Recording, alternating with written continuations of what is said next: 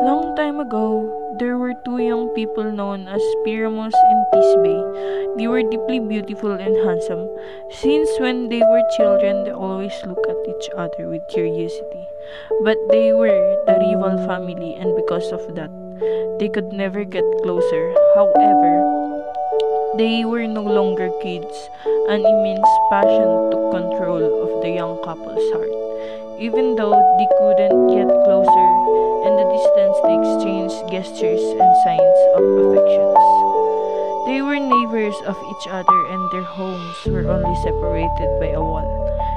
And since love always finds its way, Pyramus and Tisbe discovered a crack in the wall and stood there for hours whispering vows of love between themselves. How can a wall so be cruel? Why does it separate those meant to be together? Let's not be ungrateful. If it wasn't for this small crack, we would not have a privilege to convey our love to each other's ears. The lovers know that their parents would never allow the couple's union. One day, while whispering through a crack in the wall, they decided to meet the next night under a mulberry tree near the tombs of Ninos. Tisbe is the first to arrive, covered with a cloth. However, he saw a lioness coming near from the spring. Its jaws were bloody and the previous kill that day. Tisbe ran to hide in a hollow rock's nearby, but the clock fell down.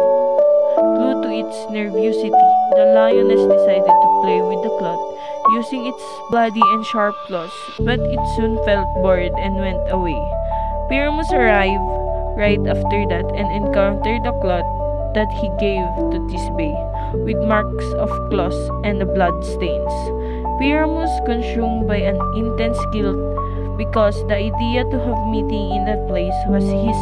In an act of desperation, Pyramus unsettled his sword and stuck it in his own heart. Tisbe, while returning from their hiding place, encountered Pyramus dead under the tree where they had scheduled to meet.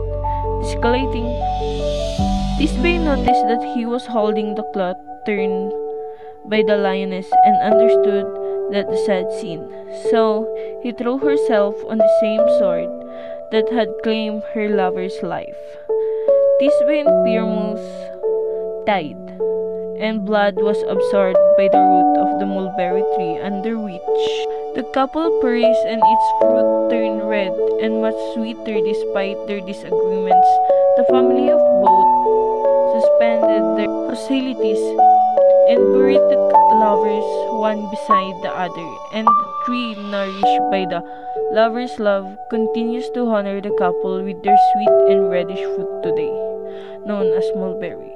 It is said that this is the reason why the berries on the mulberry are red instead of the original color white. Pyramus and Tisbe continue to inspire lovers all around the world. The love between the two remain one. The purest and truest ever seen in the world.